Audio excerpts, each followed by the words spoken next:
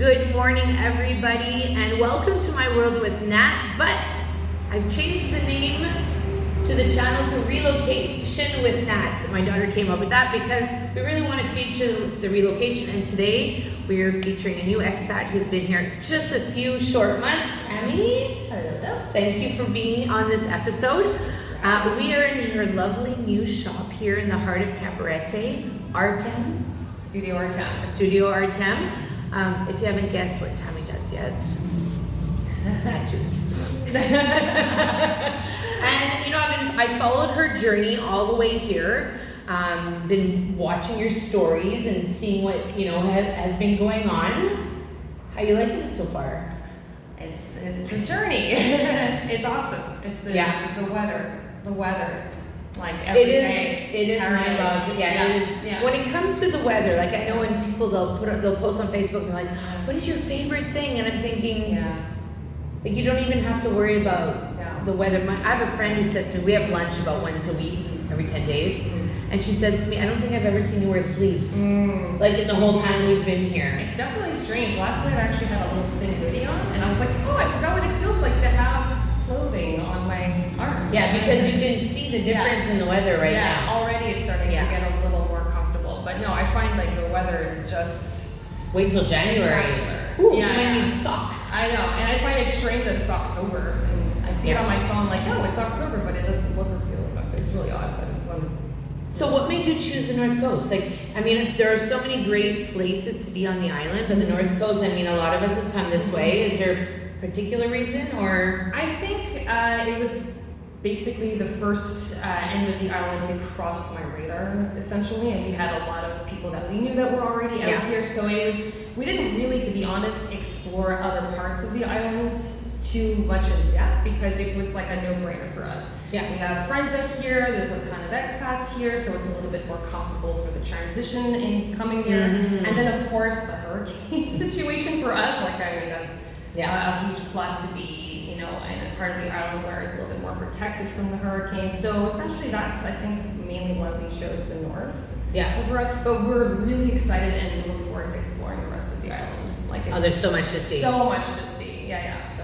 So did you have the intention of opening a shop? Like, is that part of the plan? Yeah, I think that we thought we would definitely be putting that into place at some point down the line. We didn't expect to do it this soon. I knew I wanted to tattoo out here for sure. I didn't know in what capacity. I didn't know if it was going to be a full-time. Probably just going to let it kind of happen organically, but I knew it was going to definitely be something we would want to do. Started off tattooing at home, but learned pretty quickly that was quite challenging. We have children, we have cats, dogs, it's not exactly the best creative space for me to be in. So we decided to start moving a little bit more quickly and trying to find a place to do this more permanently. And you have a business, so this is something that often comes up with people that I'm speaking to is like, can I work here? Yes. So technically, you cannot work, you cannot get a Dominican job here unless you have a cedula or you're a resident. That's something important. Right. You have your own business. Right. You're renting. Yes. You're renting the space. Yes. So in that capacity, it's very much possible. As a speaking coach, I can have my business here. As a relocation concierge, I can have my business here. But these are businesses that I have or I've created. So the distinction is really important. So you said kids, 2 boys. Boys. Do they like it? Any chance? They love it. They love it, and it's hard to say because when we presented them at first with the idea, like, hey guys, what do you think about moving to paradise? Like that's how we showed them pictures. Yeah. Oh my god, for them it sounded like obviously very dreamy, but you realize that at that age they might not necessarily understand just exactly what's about to take place. We're about to leave all of our friends and family behind for an extended period of time. Your life will be entirely different. So at first they were of course excited about it, and then as the journey went on, which it took about 3 months for us to finally get here, let's say from the time that we decided, we were checking in with them, you guys still good? You do realize you won't be going back to school. Your phone is doing something. Okay. That's okay. That's okay. So you do realize that you are leaving everything as you know it behind. So they were like, yeah, and I think because kids that age especially are so just adaptable, open-minded, they don't have the baggage that we have.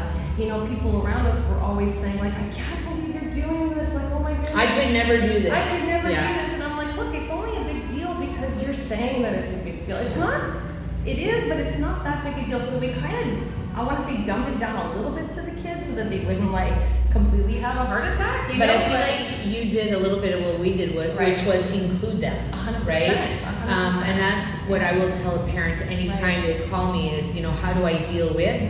Include them. Obviously not in the big decisions, but in the, you know, these are places we showed our daughter places we could potentially live. We showed the ocean. We showed like schools. We included her in the things that would impact her. Obviously, we had the last decision on many of the big ticket items. But like totally adaptable. I think we signed her up for school within a month of being here. And the teachers were like, yeah, she's all good. I think that's it. It's good to check in with them as the journey progresses, obviously. Give them a platform to be able to speak about it comfortably. But they're just so adaptable and open-minded, and it is hard to know ahead of time how they're going to respond. It's hard for us even to know how they're going to respond. I get the impression by the tree climbing, the coconut chopping, the frogs, the snakes, they're doing okay. They're doing wonderfully. And you signed them up for school though? You don't homeschool? No, I don't homeschool. They're in school. They're at Greenwood. They love it. They come home dirty. They play with chickens and cows, or not cows, but horses. Like, it's pretty cool. Like it's a different experience. Entirely different. I remember Jacob, my oldest. He's like, "Mommy, there's no bell at the end of the day. You don't have to like stand in line." I'm like, it's just very chill. It's a chill vibe. It's a different pace entirely, and ultimately that's what we were after. As a family, just change the pace, change the lifestyle, see how everybody else is living, and expose our kids to a different part of the world. And I think, sorry, to go back to your other question, the tip to give other parents on the kid front is let them know if they seem to have anxiety about it, that, hey, and it's also comforting for yourself to know, like, you know, Canada's not going anywhere, or if you're from the States, not going anywhere. 100%. We're giving it a try. That's what we would tell them leading up, guys. This is new for all of us, and I reminded them, like, your father and I are human too. Like, we're gonna try it out as well. Like, and we're gonna continue to check in with one another, you know, like, and see that we're all good, but that it's not like a done deal, that we're trying it out. And that is comforting for them to not feel like, oh my God, you know, overwhelmed. So anyway, that helped a lot. Absolutely. I think that is a good thing. People need to understand that if you try it and it doesn't work for you, it's okay. 100%. You still have a passport and you can still go back. That's right, exactly. That's comforting. So you've been here, what, 4 months? Just over 4 months. 4 months. And you've already opened your business. It happened really quickly. Very nice. It happened really quickly.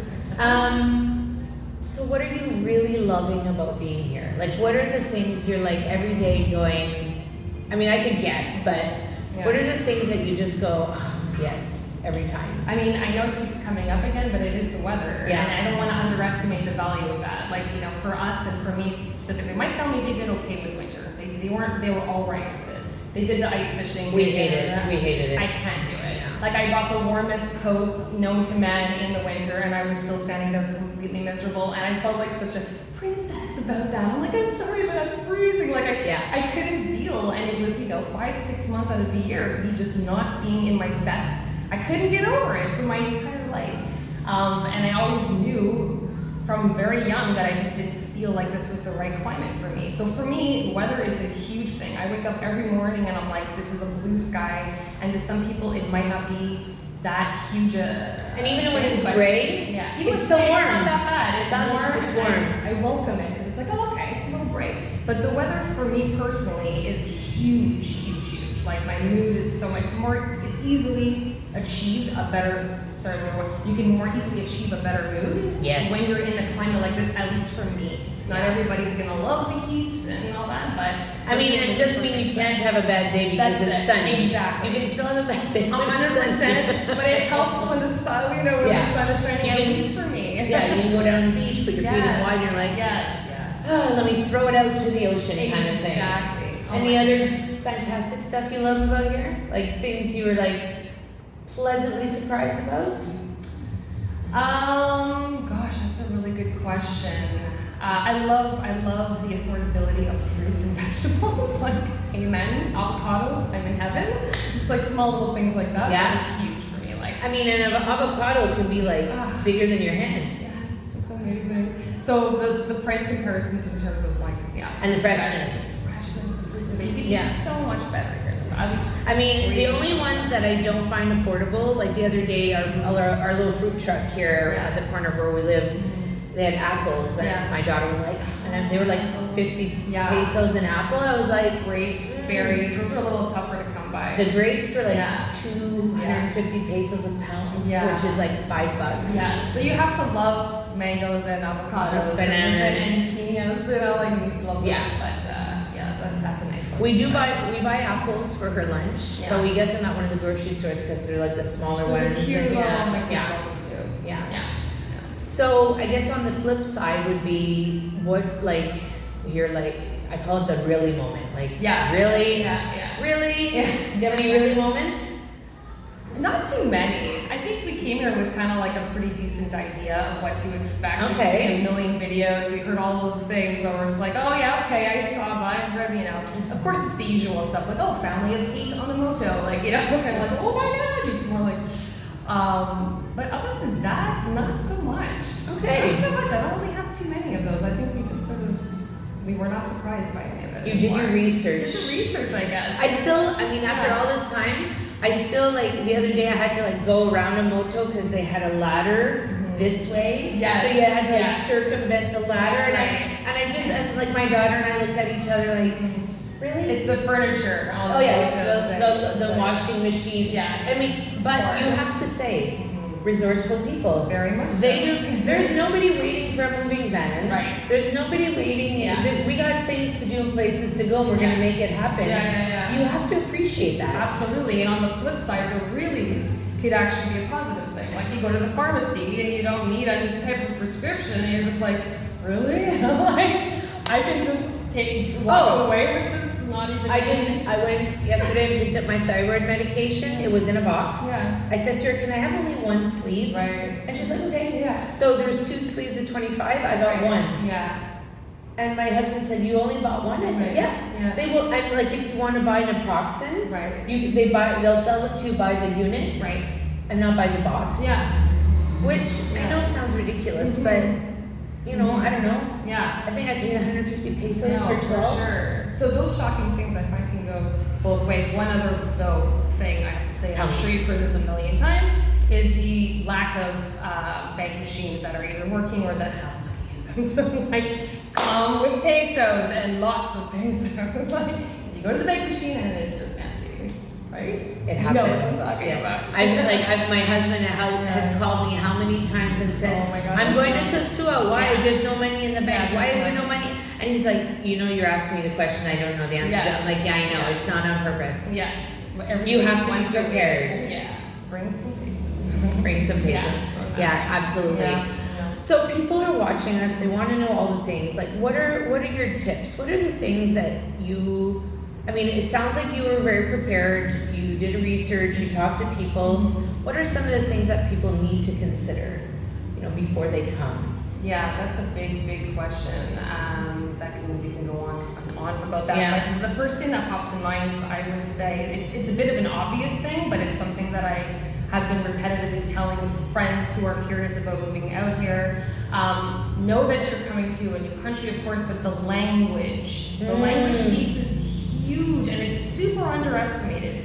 And I think it's because people have the perception that there are many expats here, yes, and a lot of us are speaking our language that's comfortable from home. But it doesn't change the fact that when you arrive here, you are still can potentially still feel somewhat isolated in that. Yeah. It's just, we take for granted the freedom that free communication will provide for us. Like back home, it's like comforting to be. You don't realize it though, you're taking it for granted, you've been here your whole life, but when you put yourself out of your comfort zone and coming to a country, all of a sudden you realize the value of being able to communicate freely with people. So if you can learn the language prior to coming, or parts of it, or have a base. Have a base. Have a base because it's not only will be advantageous to yourself, but also for the relationships you'll build in this. And I mean, I feel my daughter will disagree with me till I don't know when, that we speak French, and I do strongly believe the fact that she has a base in French has helped her learn it very quickly. Of course, and she doesn't understand everything or can't say everything, but man, she impresses me every time.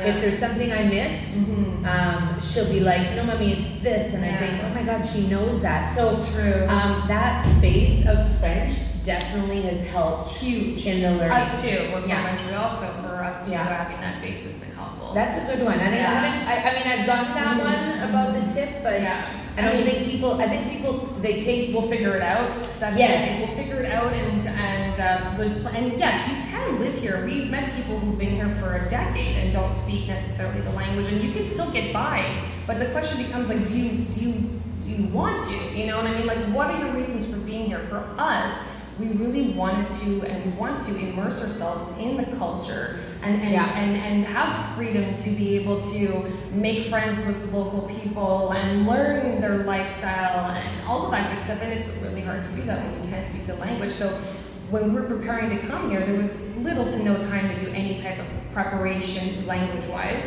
Of course, we pulled out the Duolingo and we're like, okay, let's see.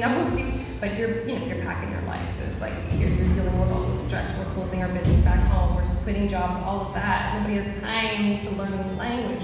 Please, when you arrive here, consider getting some lessons. And there's some wonderful teachers out here that can do really. We do Duolingo every morning. Amazing. It's like a habit now. Amazing. It's like part of like coffee, 10 minutes. And I have to say, I've learned how to say I'm tired. Nice. How do you say it? Because I'm not sure. Yo cansado. Cansado. That's nice. Is tired. Which I would have thought it would have been more resembling to a French, because there's so many words that resemble French, but right? Like nothing. Like nothing. There's a few of those words that are. It's like banana. I finally learned banana the other day, guineo. But in the Duolingo they call it banana. That's it. So Dominican Spanish is very different than Spanish from Spain. That's why the teacher that we had that had been teaching us, he teaches us specifically Dominican Spanish, which is apparently very different from what you'll see on Duolingo. Still helpful to have Duolingo, but also like we've gone out of our way to make friends with locals so that we can practice the language with them, and that's obviously the best way to learn. We still have a long way to go, obviously, but it's joyful, like it's fun. Well, I love that I can like put pieces of a sentence together and be understood. Yes, that is probably they just come together. So anything else we should know? Consider. You've probably heard this as well many times. It's just like you're talking about for the people who are thinking about coming. I mean, obviously take the time, come here. But like we didn't come here before we moved here, so we didn't. You did a Natalie. Yeah, we did a Natalie. We did a few. Quite a few of us have just kind of like, let's just do this. We'd never been to the DR before in our lives. We made the decision, and 3 months later we arrived. That was us. So, but if I had to do it again, I would definitely have maybe, visited first. If you have the means to be able to do so in the time, especially if you intend to purchase a home, which a lot of people do, if you have the opportunity to visit prior to that versus blindly purchase, I find that scary, but that's just me. If you can't do that, pop in here and maybe rent for a while, just to sort of really see, do you like it? Which neighborhood do you like, right? The neighborhood thing is also a bit, what might be great for one person may not be for another. 100%. And for us, we didn't know what we wanted, so we just showed up. We had lovely friends that let us use their space and have their space from them for some time until we figured it out. And for us, that worked out. But I think that if you take your time and not, of course, have all the expectations, that's what everybody always says. It's easy to say that. Don't have expectations, but we all do. Ultimately, you're getting the feedback. Especially when you have kids, because you want to have kids. Just keep your goals short. Don't be like, okay, we're gonna do this for a year, 2 years. Short, try this for a month, and then go from there. I find if we pre-plan for months and months and months at a time, like sometimes we're disappointed. Absolutely. Anyways. If you are considering a relocation, let's connect. The calendar link is in the description.